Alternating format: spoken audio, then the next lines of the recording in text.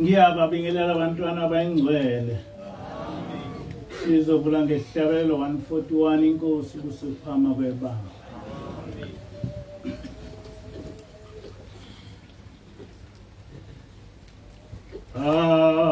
Bangazazi lezi zindaba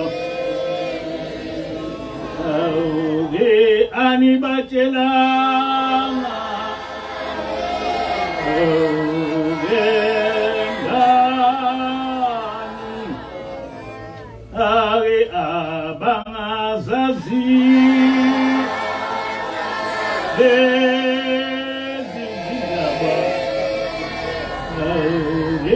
anibatshelanga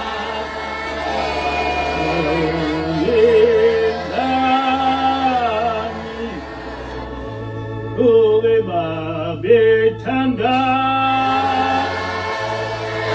ukuzizwa lezindaba uke anibatshelanga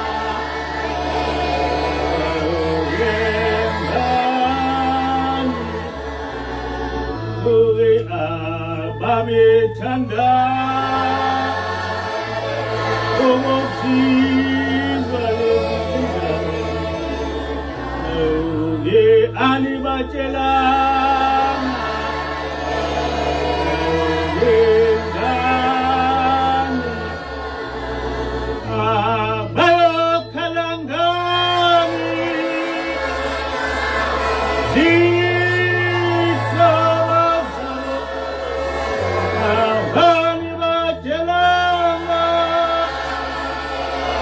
ngani bayokhala ngani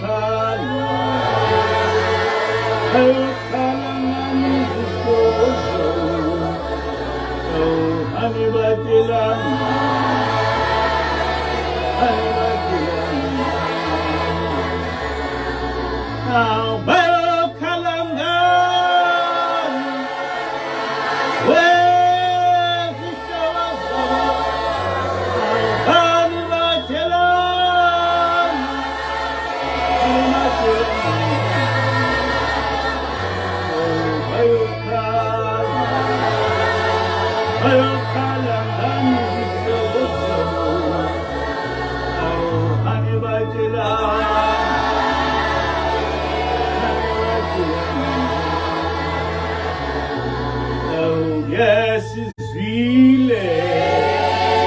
Yes, it's really.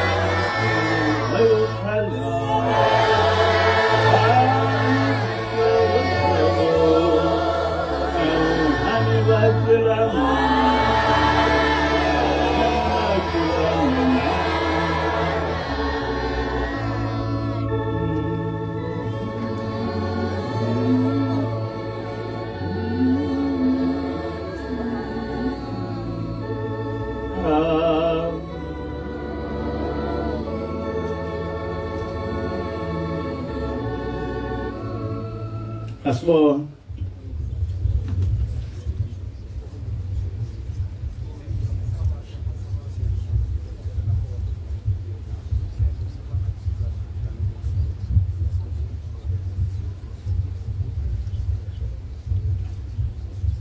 Amen.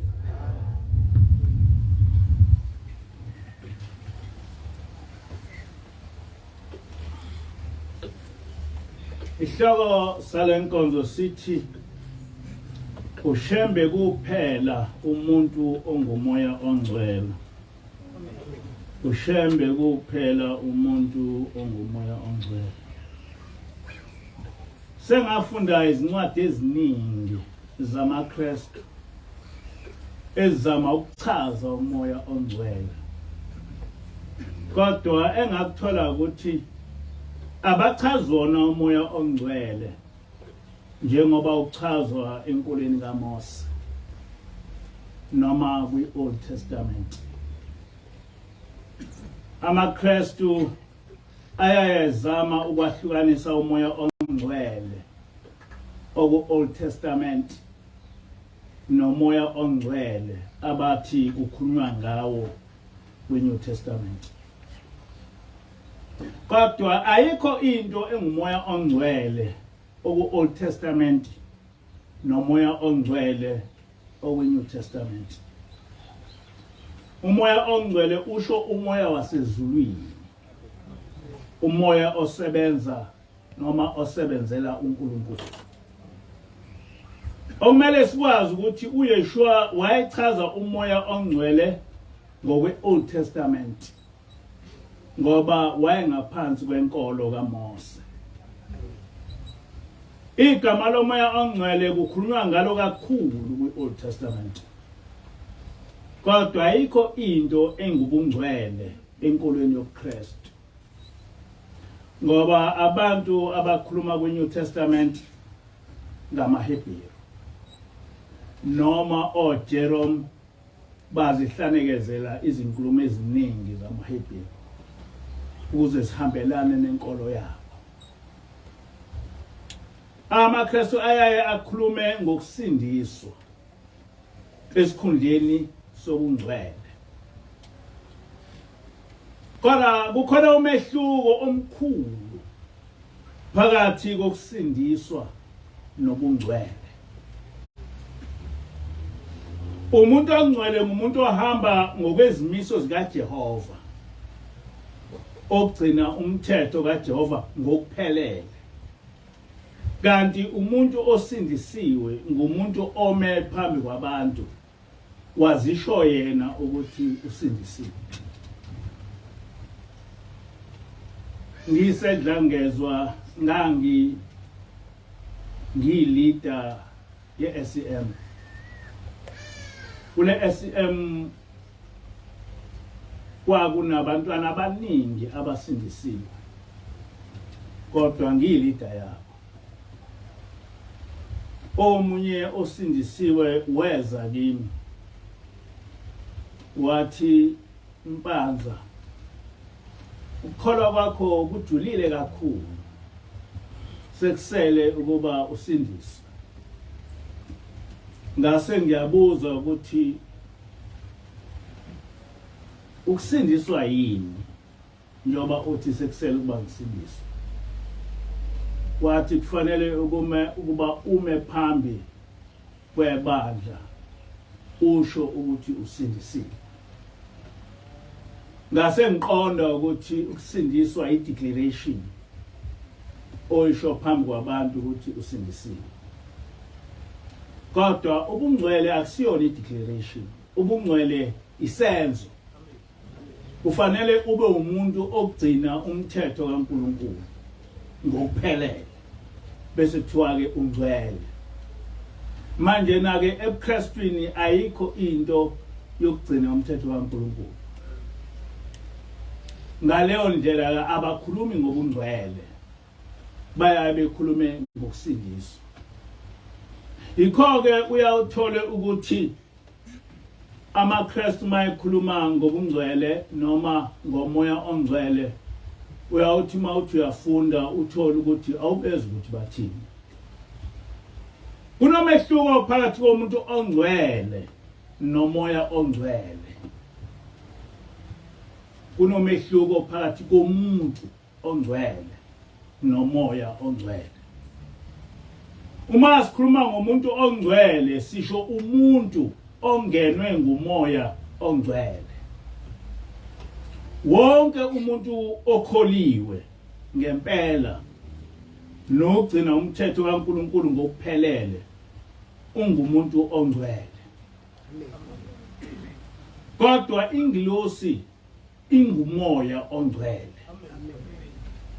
Abantu abangasekho emhlabeni bangumoya ongcwele. Awukwazi ukuthi ingilosi ingumuntu ongcwele. Kodwa uyakuthi ingumoya ongcwele ngoba ingumoya. Ayisiyena umuntu. Wonke umuntu okhuluma indaba kaNkulunkulu usuke ehlelwe ngumoya ongcwele. Njengoba ngishumayela nje nginomoya ongcwele. Abantu asebahamba emhlabeni bangena ezulwini bangabangcwele. Ngoba ngokwesimo sabo bayimimoya. Kodwa le mimoya okwathi isesenyameni yagcina umthetho kaNkulunkulu. Le ntshumayelo ke yakheke ngokwenkulumo kaYeshua ekuJohn 16 kusuka kuverse 7. Uma ngabe sifunda incwadi kaJohn 16 from verse 12 to 13 ifundeka kanje.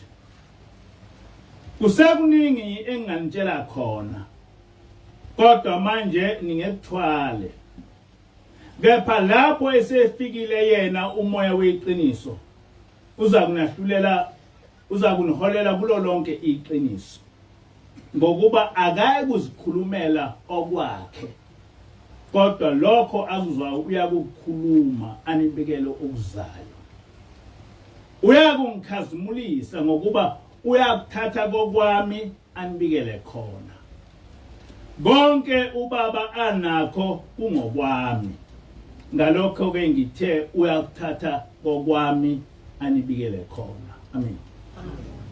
Lapha uYeshua ukhuluma ngomuntu. Kodwa umuntu owumoya oyingcwele. Hayi umuntu owehlelwe umoya oyingcwele. Umuntu yena owumoya oyingcwele. So kusho ukuthi uYeshua ukhuluma ngomuntu esingamazi, esingaze simbone. A mysterious person.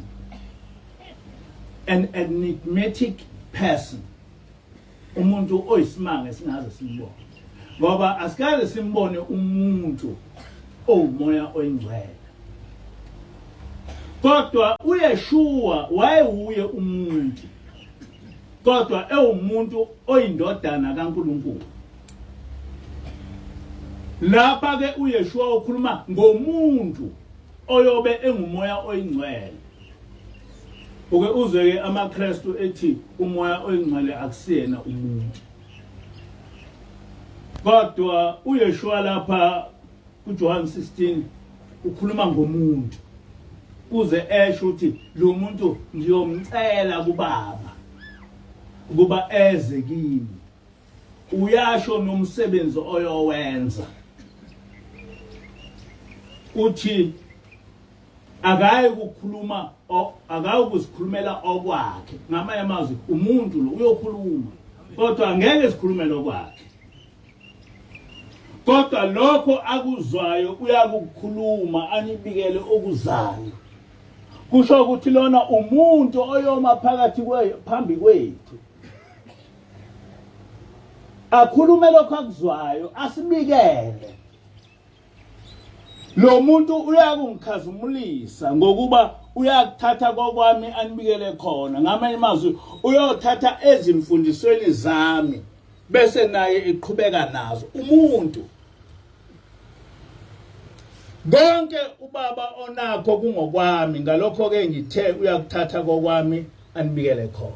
Ngamanye amazwi konke okwakhulunywa uNkulunkulu kuMose kungokaYeshua ngoba naye uhamba ngalokho. Nalo muntu oyofika emysterious uyothatha lokho okwakhulunywa uNkulunkulu kuMose. Uyothatha lokho okwakhulunywa uYeshua kithi esifundisa ngomthetho kaNkuluNkulu naye uyosifundisa lokho kodwa umuntu but akuyena umuntu ofana nathi. He's a mysterious person, umuntu wasezulwini. Kodwa ukwazi ukuthi akusiyena umuntu. Lapha sihlala nohlaleleni ingilosi. Uhlaleni awukwazi ukuthi usuthi akusiyena umuntu. Usiye sithi umuntu wasezulwini. Umuntu kodwa ngwasezulwini. uYeshua umuntu ngoba wayemprofeti kodwa waye umuntu wasezulwini. Nalo umoya oyingcwele umuntu kodwa umuntu wasezulwini njengoba esho uYeshua ukuthi ngiyakumcela kubaba ukuthi ngiyakumcela ezulwini umuntu wasezulwini. So angazi ukuthi amaKristu asuyechaza ukuthini mayethi umoya oyingcwele akusiyena umuntu. Angazi ukuthi kuchaza ukuthini lokho. Ukuthi uma engasiyena umuntu uyoma kanjani phambi kwethu asifundise.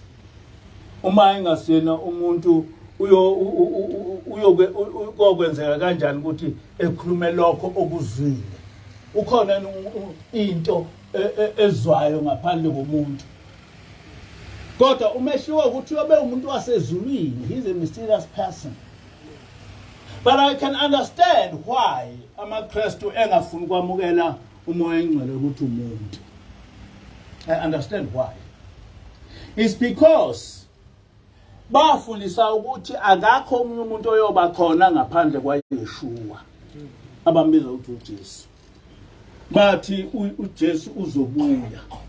Ngakho ke babona ukuthi uma bemukela ukuthi lona kobe kuumuntu basho ukuthi kuba khona omunye umuntu ngaphandle kwaYeshua ozobe sekuphambana nemfundiso nkolo yabo. Base bethi ke akusiyena umuntu. But mayibuza ukuthi uthi akusiyena umuntu kanjani ngoba from biblical perspective umuntu uyokhuluma uYeshua uyomcela kuNkulunkulu. Naye uYeshua waqhamuka kuNkulunkulu kodwa umuntu. Kodwa lo muntu he is mysterious. Ngoba umuntu at the same time Ongumoya. And that kind of a person had never existed. Umuntu partly of human and partly of spiritual. Asikaze sizwe ngomuntu onjalo. Angaze ngimizwe umuntu onjalo kwi-Old Testament. Angaze ngimuzwe umuntu onjalo kwi-New Testament. Umuntu partly human and partly spiritual. Kodwa uYeshua wakhuluma ngaye. Akusho ukuthi ngoba singaze simbone sekufanele ukuthi siphile ukuthi umuntu. Kufanele sithi umuntu esingamazi ukuthi umuntu kanjani. Lapha kuJohn 5 verse 30 kuthi mina ngingeze lutho ngokwami ngahlulela njengalokho engikuzwayo ukwahlulela kwami kulungile ngokuba ngingafune eyami intando kepha intando yomthumileyo kusho uYeshua.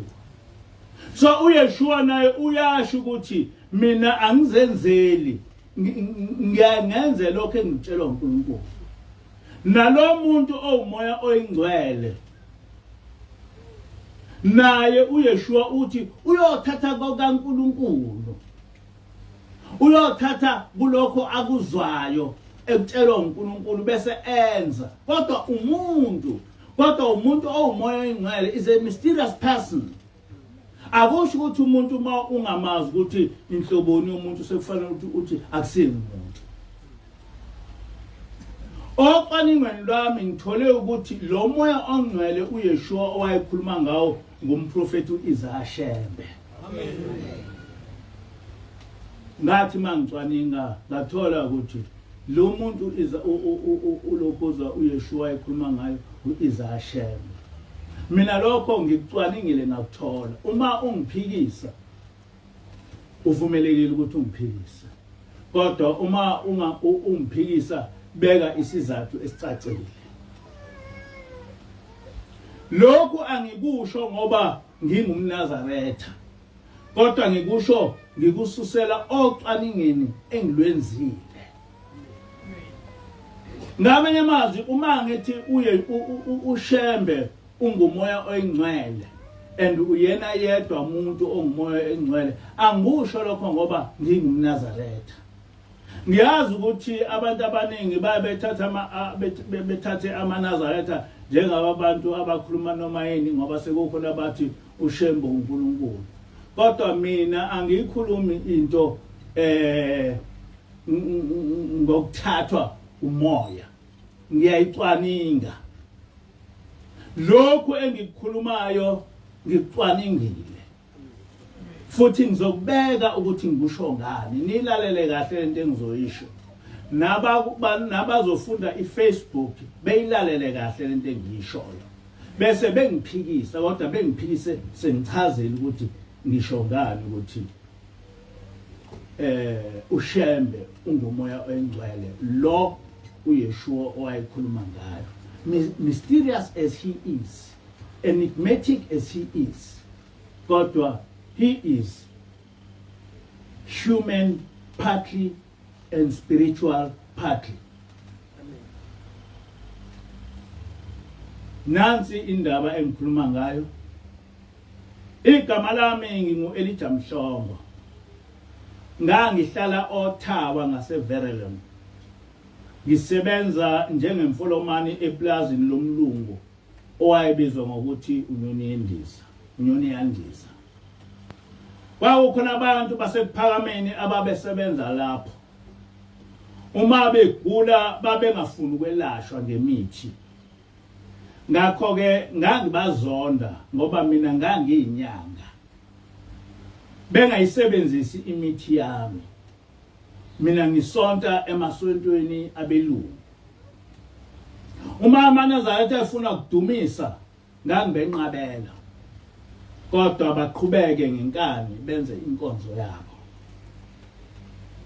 Ngamshaya umshumayeli wabo uGulabdeni Nduli ngaphandle kwesizathu. Ngoba ngiwazonda amaNazaretha ngingawafuni neze. Ngathi uma ngimshaya uNduli waphendula wathi uma ungishaya uzixabanisa noShembe. Nami ngamtshela ukuthi ngalenkolo yenu nithatha abantu bami ngoba anifuni abantu benu bathenge imithi.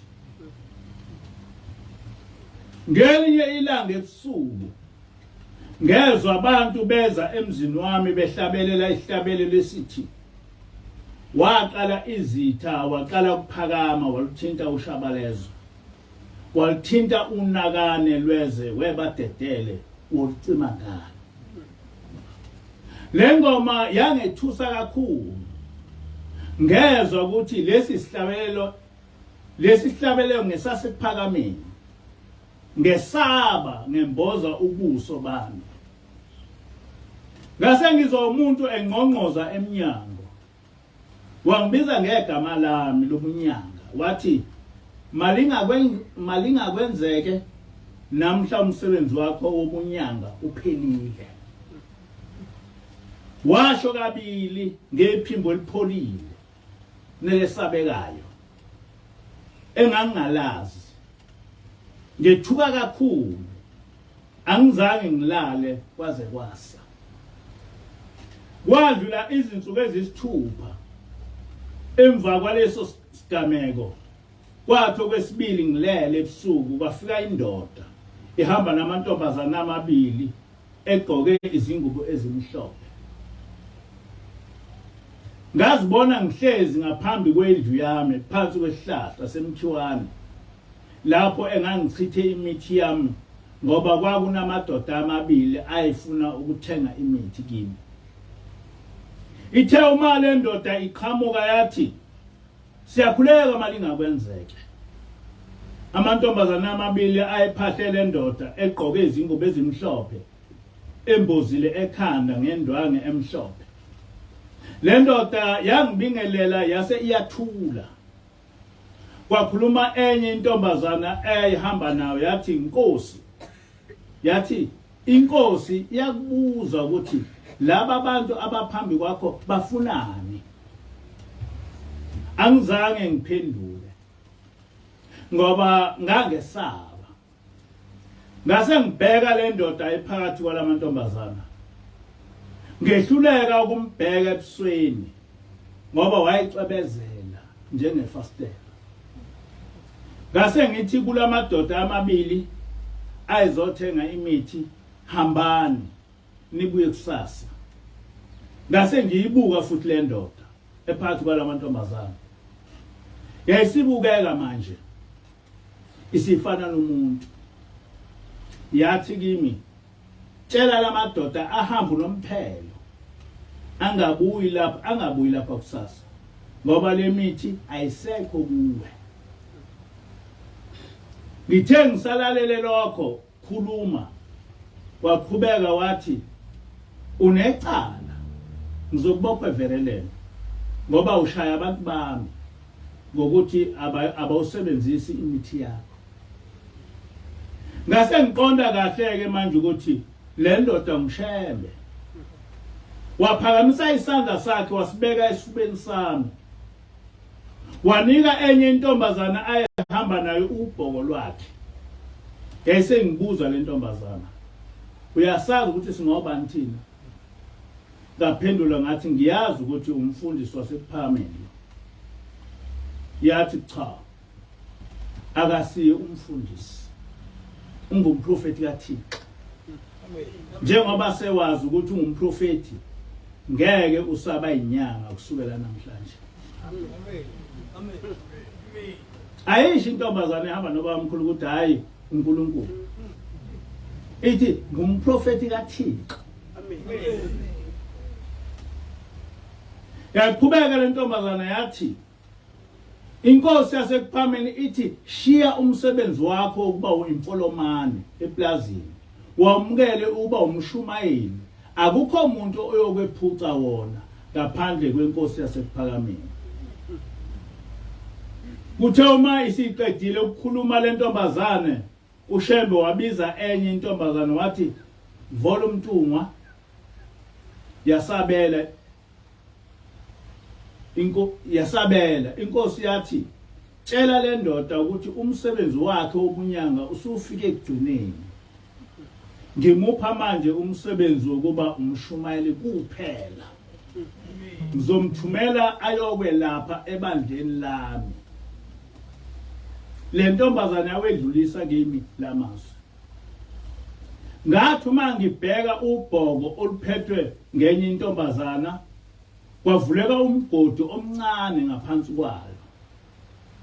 Kwaphuma intuthu kulo mgodi yaze yafika ezinyaweni zale ntombazana.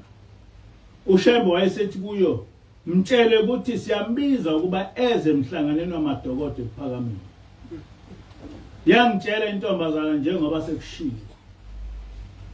Ngase ngizwa uvolo ehlabelela ingoma ethi, ngowela ngijabhile emfuleni waseHuze ngaphesheya kwaUhe, ngoyamkela intokozo yami. Bobathathu bahlabelela le ngoma kamnandi ngamaphimbo apholile. Base banyamalala.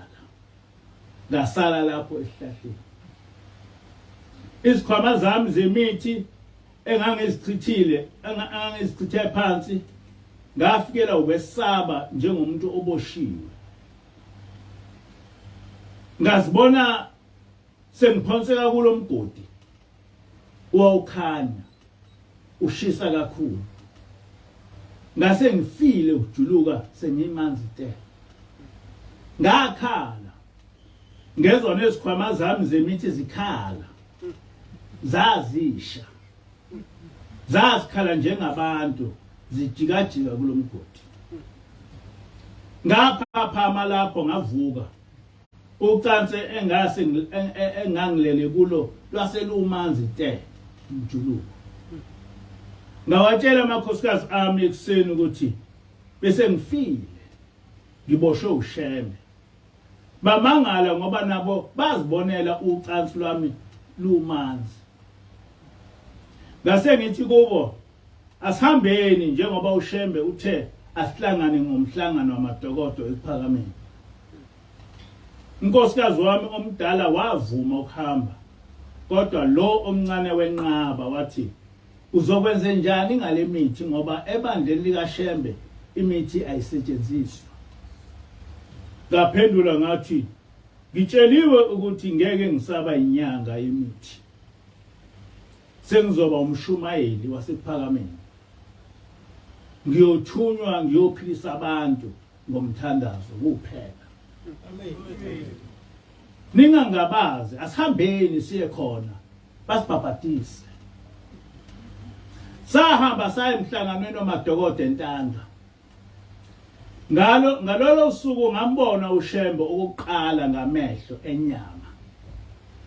Wayehleze eduze nendlu ezibone ekhuluma nabantu ababemlalele.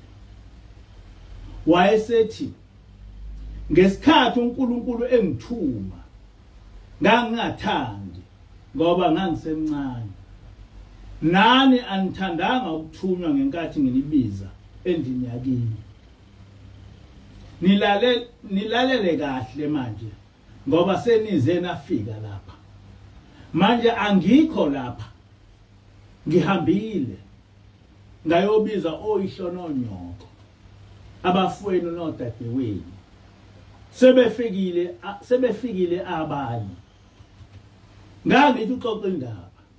Kodwa kwathi uma esengilalela isikhathi eside ngabona ukuthi wayishumayela. Ngathi uma ngimbheka ngabona ukuthi yiyo le ndoda eyafika kimi ekhaya kwaNyunyandisa. Ngithe ngisacabanga ngaleyo nto wangibiza. Wathi sewufikile. Ngesaba kuphendula. Wayesebiza umemela wathi kuye awubuze lenyanga uma lingakwenzeka ukuthi ubashayelana abantwana bami. Angizange ngiphendule ngesaba ngoba wangibiza ngegama lami wathi uma lingakwenzeka. Wayesengibuza ukuthi ngivelaphi. Ngasho ukuthi ngisuka endaweni okuthiwa kwaNyunyandisa. Wathi ukhuluma iqiniso ngoba ngikulandela lapho. Unamakhosikazi amangaki? Ngathi mabili. Wayesethi cha. Iyodwa. Lena enye izokushiya namuhla. Uma uphindela ekhaya uyomfica esemngezinyawo ehamba. Ungamaleli akahambe. Sizokunika amanye amakhosikazi lapha ephakameni. Umnike ngisho imali yokuhamba. Nebala ngathi ngifika ekhaya uMaZulu wayeseqoqe izimpahla zakhe. Bangitshela ukuthi unkosikazi wakho uyakushiya. Ngathi kulungile akahambe. Inkosi yami vese ingitshelile ukuthi lo nkosikazi uzohamba. Bangibuza ukuthi ubani inkosi yakho? Ngathi uShembe. Ngamnika imali yokuhamba wahamba nomntwana embelethe emhlane wakhe. Kuze kube namuhla angimazi ukuthi washonaphi. Noma washona kuziphi izinkalo. Izo-ke lezi izindaba zikaShembe ngazishiya kanjalo izikhwama zami zomnyanga. Amen. Amen. Umaliyeni uElijah Mhlongo lo khuluma lapha ngiyamazi. Ngahlangana naye ngo1966 oThongathi. Uyena owayengumshumayeli wethu. Wayeziwa njengomshumayeli onamandla ayisimangaliso okuphilisa. Kodwa ngaphambili wayenamandla ayisimangaliso okuthakatha noma obunyanga. Njoba wayethi njena umalinga kwenzeke. Noma yiphi into mayikunikeza umuthi ethi uyobulala umuntu noma uyokwenzani yayenzeka ngoba eshiya. Kodwa wayesefike uShembe awuseyena manje umali ingakwenzeke ukuthakatha noma ukubulala ngemithi. Usuzoba umali ingakwenzeke ukuthi uphilisa abantu noma imuphi umuntu uma wena umthandazela uyophila. Amen. Namanje ngahlangana naye oThongathi eyumshumayeli enjalo. Angikhulumi ngomuntu engamazi. Angikhulumi ngomuntu engazi ngumuzwe eshumayela. Wayesuke eshumayela thina kodwa lena indaba wayibhala ngokwakhe kodwa ngiyazi yonke indaba yakhe hayi ngokwala ngenkathi eqeda efika ekuphakameni wathathwa wasiwa emanzini wayobhajadiswa wabuya waba umshumayeli ngaso leso sikhathi. Amen. Umbuzo wami ke lo ngabe lo owafika ku-Elijah Mhlongo eyoThawa kwakungushembe ongumuntu noma kwakungushembe ongumoya? There's a question. Lo owafika ku-Elijah oThawa ebusuku kwakungishembe ongumuntu noma kwakungishembe owumoya? Uma uthi kwakungishembe ongumuntu chaza uthi wayewumuntu kanjani? Wayewumuntu kanjani? Uma kwakungishembe ongumoya chaza ukuthi kwakunhloboni yomoya. Wayewumoya omubi noma wayewumoya ongcwele? Uma kwakungishembe ongumoya wayengumoya omubi noma wayengumoya ongcwele? Uma uthi kwakungumoya omubi chaza ukuthi uzuthi kwakumoya omubi ngani? Uma uthi kwakumoya ongcwele chaza ukuthi uthi wayewumoya ongcwele kanjani? I-assignment lena. Le assignment nginikeza amaNazaretha, nginikeza amaKristu, nginikeza noma imuphi umuntu. Awuyithathe ngokuthi uyithole eklasini. Kwathiwa bhala. Unikezwe le ndaba bese kuthiwa ke ihlaziye. Ukuthi lo esikhuluma ngaye owaye evakashele u-Elijah Mhlongo kwakuyini? Kwakunhloboni yomuntu? Wayewumuntu osenyameni noma wayewumuntu osemoyeni? Ukhona yena umuntu oke besemoyeni ebe umoya?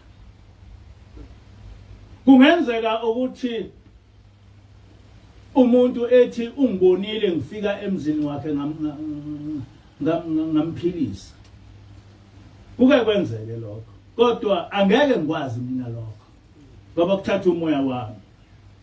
Akakho umuntu ngisho ngabethi ukubone ebusuku ongakwazi lokho kodwa ubaba omkhulu wayekwazi. Wathi ku-Elijah usufikile? Wathi vele yimina bengikulandela lapho. Ukhona yini umuntu onjalo emhlabeni? Uma ekhona ngitshela ukuthi imuphi umuntu emhlabeni okwazi ukuthi ngenyama ethi elapha ngomoya ebe eshumayela kwelinye izwe, eshumayela abanye abantu. Ngoba le ndaba engikhulumayo indaba eyodwa endabeni eziningi eyifana nale ndaba. Ngelinye ilanga ngakhuluma ngendaba kaMfundisi uHlophe. Umfundisi uHlophe uShembe wayefika kuye entabeni eSwazini. Wafike wathi akahambe eyofunda. Esale yena elusa izinkomo. Waze uHlophe wafunda waqeda. uShembe efike entabeni efike eluse izinkomo. uHlophe emazi ngokuthi ubaba wasezulwini. Kodwa bangafiki yena uShembe osenyameni, kwakufika uShembe owumoya. Amen. Ukhona yini umuntu ofika kuwe umuntu okwazi ukuthi esenyameni ebuye ebe umoya? Sakhuluma ngentombazana yala elokhuzeni ekuphakameni eyathunywa ubaba omkhulu eSwazini. Wayitshela ukuthi ngenkathi nizwa lo muntu obekhuluma endlini bekuyingilosi, mina bengiseseSwazini ngiyoshumayela. Ngabafica abaseSwazini bedlala ngenhlabathi. Wayesethi hamba ke uye lapho ekade ngishumayela khona, ufike ushumayela. Wathi mayefika lapho abantu owayelapha bathi sayibona le ndoda yayifaka ijazi elimhlophe. Bathi ke kwakushaya. Eswazini ikhona into enjalo. Ngikhulume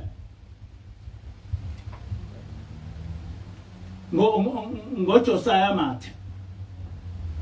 uJosiah Mathe owafa wayezulwini wafica uShembe.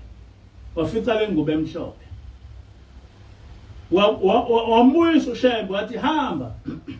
Kodwa ngolunye usuku ngizofika ngikuthathe siyoshumayela nawe.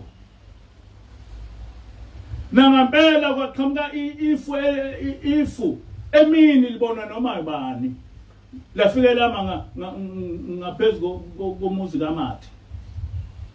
uMathe wakhuluma lapha sefikile uShembe sesiyahamba siyoshumayela kwase kuphuma umphefumulo wakhe.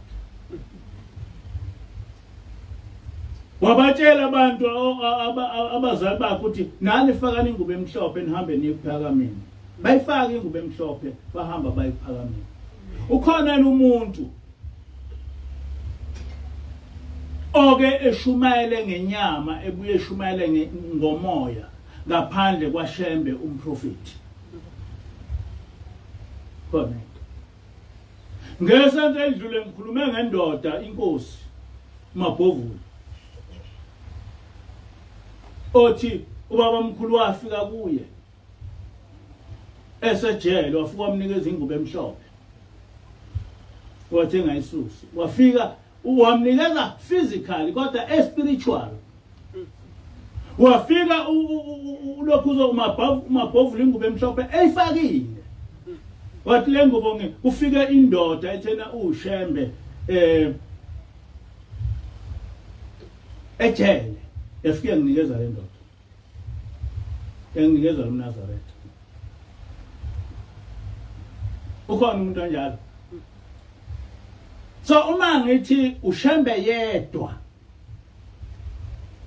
Ongumoya Ongcwele owayekhuluma ngawo uYeshua. Ngisho ngoba nginobufakazi okuphathekayo. Uma ungiphikisa ngitshela ukuthi ungiphikisa ngani. Uma ngithi mina uShembe was partly human and partly spiritual. Ngisho ngoba he demonstrated it. Kunabantu abaningi abangamaNazaretha abaphendula uShembe ewumoya. So noma ngabe singakuzwa makukhulunywa uYeshua ukuthi wayechaza ukuthini ngomuntu omoya engcwele, kodwa practically thina lapha epheni simbonile umuntu omoya oyingcwele. Amen. Simbonile umuntu oshumayela ngomoya. Amen.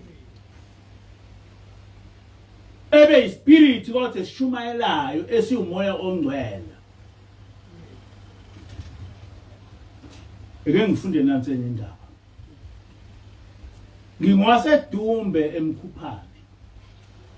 Ngenye ilanga ngahlela ukuyofuna indodana yami eyayibaleke ekhaya yayosebenza eplazini lamabhunu enhlanezwe lapho endaweni okuthiwa iPelkop khona eDube. Ngacela umkami ukuba angilungisele umphako. Walungiswa ngase ngiyahamba ekseni. Ngagibela ihashi lami. Ngingakahambi kakhulu cishe ibanga eliyimayela ngedlula lapho okwakwakhe khona umuzi wakwaThwala. Uma ngedlula kuleli inxiwa ekseni ngabona indoda igqoke ijazi elimnyama. Yaphakamisa isandla engibingelela. Yangibuza ukuthi ngibhekephi. Ngasho ukuthi ngiya enhlanezwe ukufuna indodana yami eyabaleka yayosebenza emaplazini. Le ndoda yathi ngesikhathi usuka emzini wakho ulungise konke kahle kodwa kukhona into eyodwa ongayenzanga. Awuzange uthandaze uNkulunkulu. Ubucabanga ngokudla kwakho kwendlela kuphela. Kodwa awuzange ucabange ukuthandaza. woza sithandaze lapha phansi kwesihlahla ngavuma ngehla ehashini ngafikela ukuyesaba le ndoda yase ibuza le ndoda uphethe umphako onjani lona owenza ungathandazi uNkulunkulu ngaphendula ngathi unkosikazi wami ungilungisele inkukhu nesinkwa kuba ngidle endleleni yathi le ndoda ngicela ukhiphe ukudla kwakho esikhwameni ngoba sekubolile ngathi cha akonakele ngoba unkosikazi wami uyipheke ekseni lenkukhu ngisanda kusuka nje ekhaya indoda yathi ukudla kwakho sekubolile ukhiphe uzobona izimpethu kukho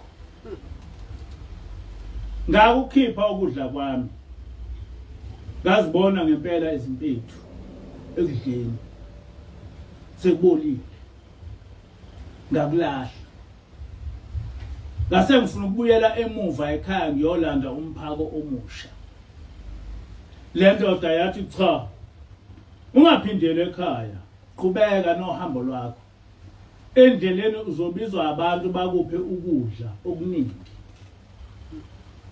ngafikela ukuyesaba kakhulu manje le ndoda ekade ngithandaza nayo ngoba ngingayazi yase ibuza le ndoda uyangazi mina ngisuka ekuphakameni ngangazi nokuthi kukuphi lapha ekuphakameni yaqeda kusho njalo le ndoda yasuka yanyamalala angibonanga ukuthi ishoniphi ngaqhubeka nohambo lwami ngahlangana nabantu ababehlabile bangibiza ukuba ngingene ekhaya lapho bangisikela inyama eyosiwe base bethi ifake esikhwameni sakho enye inyama uyodla endleleni umuntu kaNkulunkulu nakho ukuthi Ngushembe utena hayi hamba uzothola uzothola ukudla okuningi kwenzeka ngoba njengoba eshiya ngaqhubeka nendlela yami ngaze ngafika komunye umuzi ngalala khona uma sengilele ngaphupha ngabona le ndoda ekade ngithandaza nayo ekseni yathi ungakhathazeki ngeke uyithole indodana yakho lapho oya khona uzohlangana naye okhalweni ngavuka ekseni ngaqhubeka nohambo lwami ngaze ngayongena eplazini lomlungu ePelcop ngahlangana nenqola ezinkabi ngabona amadoda amabili ehlezi kuyo omunye walamadoda kwakuyindodana yami le engangiyifuna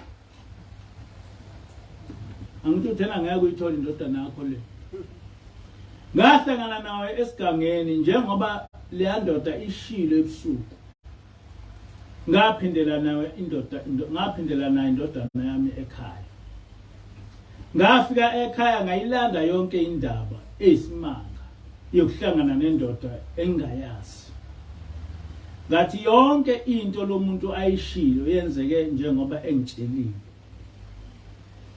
angimuzanga ukuthi ngubani futhi angibonanga ukuthi ushone ngaphi wangitshela kuphela ukuthi usuke ekuphakameni wadlula isikhashana ngahlangana noKhanyi owathi uvela ekuphakameni eshumayela ivangeli lithi onguye usefikile ngalalela kahle amazwi akhulunywe le ndoda ngoba yaphatha igama lasekuphakameni uKhanyi wathi le ndoda eyathi isuke ekuphakameni Ngushembe nguye lo Shembe ongithumile ujwayele ukuya entombe eduze nomshini nemishini yamaluthela ephethe umfundisi uDedikhaya into enjalo uma eze lapha uhlala emzini wakubo kaJabulani Zulu ahlangana naye esengumfana elusa izinkomo kwaZulu sasuka lapho sakubo kaJabulani Zulu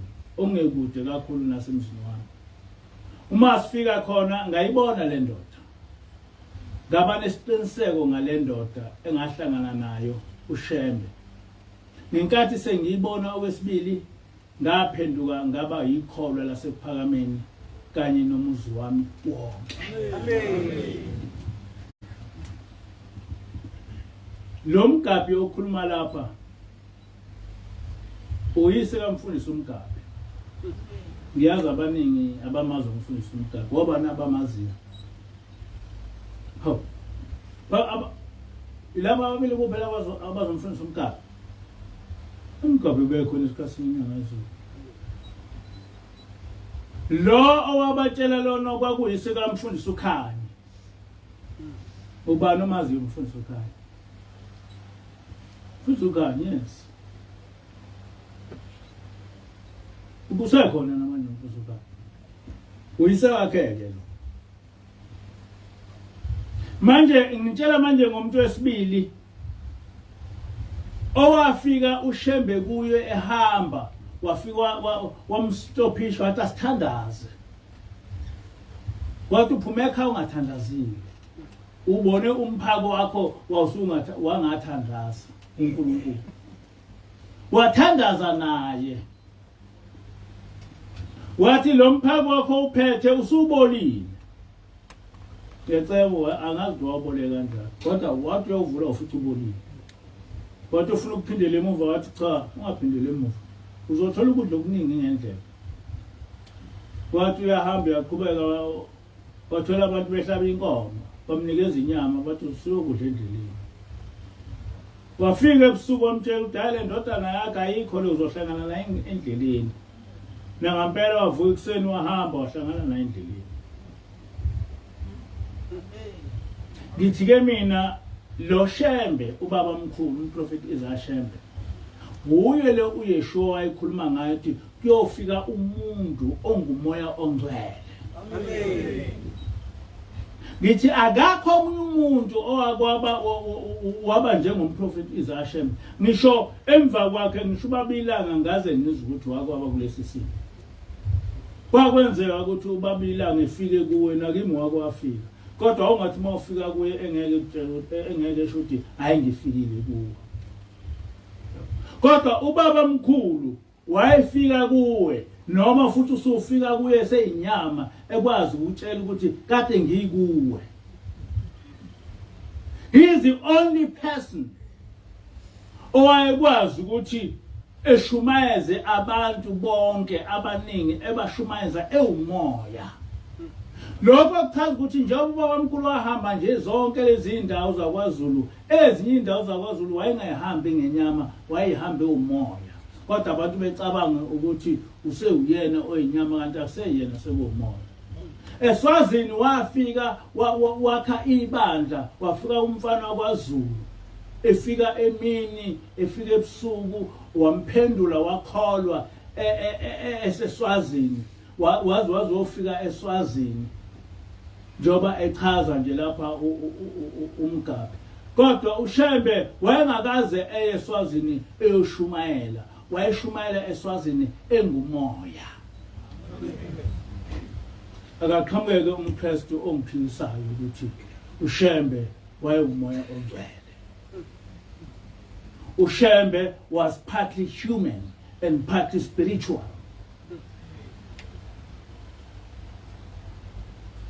Akangiphikise ongiphikisayo noma umKristu noma ubani ekechaza ukuthi lesi simo sokuthi uShembe eshumayele yonke indawo ewumoya wayewumoya omubi yini.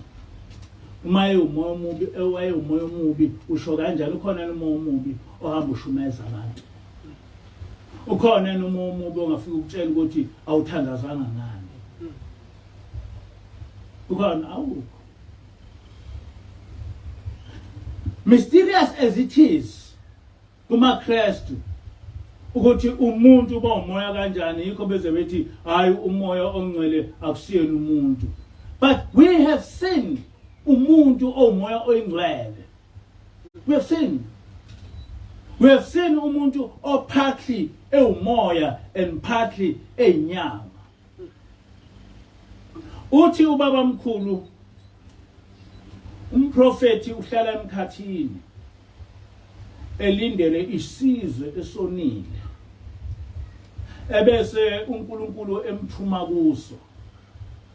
Uthi kodwa ngaphambi kokuthi emthume kuso, uNkulunkulu uyayikhethe intombi nensizwe abanenhliziyo ehlanzekileyo, ebese ebenza kuba bethandane bese beganane, bese umprofeti Ongumoya ehlela kulabo umuntu wesifazane ezalwe kube njengabonke abantu, kuze kufike isikhathi lapho uNkulunkulu efuna ukusebenza ngaye khona. Uthi uyothi mase sefuna ukusebenza ngaye khona bese ke eqala lo moya usebenza. Uthi ubaba mkhulu nami bantu abami ngileyo nhlobo umprofeti. Uthi ngaqala ukuyibona ukuthi ngileyo nhlobo umprofeti mhla uNkulunkulu engimukelisa isidlo enhlanakazi. Ngathi mangisigwinya leso sidlo, ngaso leso sikhathi kwaphela ukuba ngibe umuntu ozalwe umfazi nendoda. Ngaba khona ezulwini, ngaba khona emhlabeni, ngaba khona emandulo, ngaba khona ngaphansi komhlaba. Ngakwazi ukubona ngisho inhliziyo yomuntu ukuthi umuntu ucabangani. Uthi baba mkhulu mase ehamba emhlabeni uthi inyama yami ikhathele izolala ethuneni, kodwa umoya wami uzovuka wembathe inyama entsha. Kwaphakade ngangizelwe nanini ngiyoba khona. Namanje sisasebenza ngalowo mprofeti womkhathi. Usekhona namanje. Kodwa wahamba emhlabeni ngo-1935, kodwa namanje usekhona. Njengoba sisebenza nje singamanazaretha, sisebenza ngalowo mprofeti womkhathi, ngalowo mprofeti kaThixo, uNkulunkulu osebenza ngayo. Inkosi kusebenza eningusini. Abelela khathi. Inkosi kusophama kwebaba.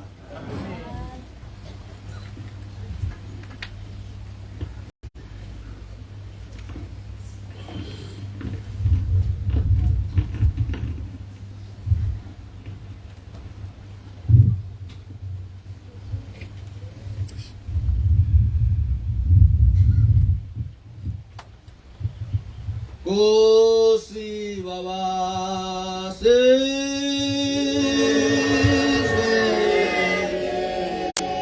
vamela umuzwa kosi baba sizwe vamela umuzwa umuzi wasekhaya awukhethe izitha zawo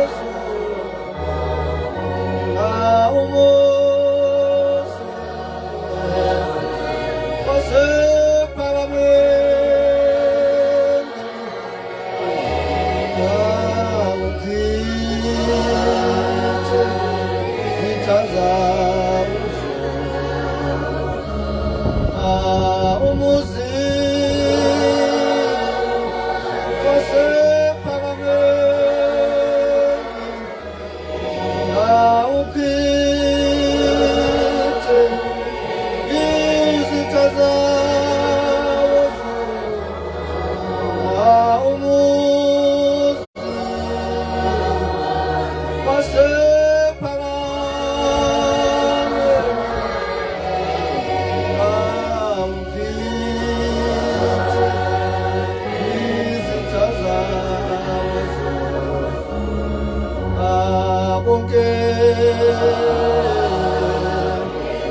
abazondi bawo bawobema abangalotshwa abonke abazondi bawo bawobema